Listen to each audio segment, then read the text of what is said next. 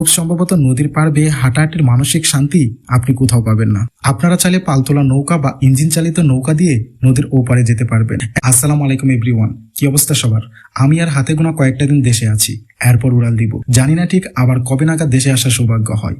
এক নাগারে বেশ কয়েকদিন বৃষ্টি হওয়ায় বাড়ির বাহিরে আর বের হতে পারিনি, তাই আজকে চলে আসলাম জয়নুল আবেদিন পার্কে। প্রায় 3 বছর পর এখানে এসেছি। কলেজ লাইফে সুযোগ পেলেই বন্ধুরা মিলে আসা হতো। আপনি যদি দিন শেষে একটু প্রশান্তি খুঁজে পেতে চান তাহলে আপনার জন্য Zainul Abedin park best option. অত্যন্ত মনোরম পরিবেশ, নদীর ধারে হিমেল হাওয়া আপনার শরীরকে শীতল করে দিবে। কাচিজুলির মোড় থেকে এই রুটটি সরাসরি পার্কের গেটের সাথে মিলিত হয়েছে। রোডের চারদিকে ছোট বড় গাছপালা, অসম্ভব সুন্দর লাগছে। আমি 5 মিনিট হাঁটার পর পার্কে চলে আসি।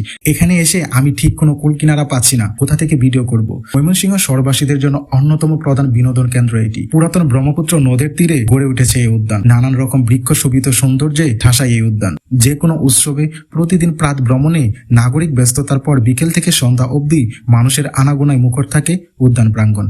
এক পাশে ব্রহ্মপুত্র নদী, অন্য পাশে এরকম মনোরম পরিবেশ যে কারো মন ছুঁয়ে যাবে। তার মধ্যে হাঁটার জন্য যদি এত সুন্দর সেপারেট লেন থাকে তাহলে আর কি চাই। হেঁটে হেঁটে এক প্রান্ত থেকে অন্য প্রান্ত যেতেও খারাপ লাগবে না। অদ্ভুত রকমের এক মায়া এখানে কাজ করে। খুব সম্ভবত নদীর পাড় বেয়ে হাঁটাহাঁটির মানসিক শান্তি আপনি কোথাও পাবেন না। আপনারা চাইলে পালতোলা নৌকা বা ইঞ্জিন চালিত নৌকা দিয়ে নদীর ওপারে যেতে পারবেন। এত বেশি পানি থাকায় আমি আর ওপারে যাওয়ার সাহস করিনি। সকাল থেকে রাত অবধি মানুষজনের আনাগোনা লেগেই থাকে। এক কথায় বলতে পারেন এই উদ্যানটা শহরের মানুষের জন্য অক্সিজেন স্বরূপ।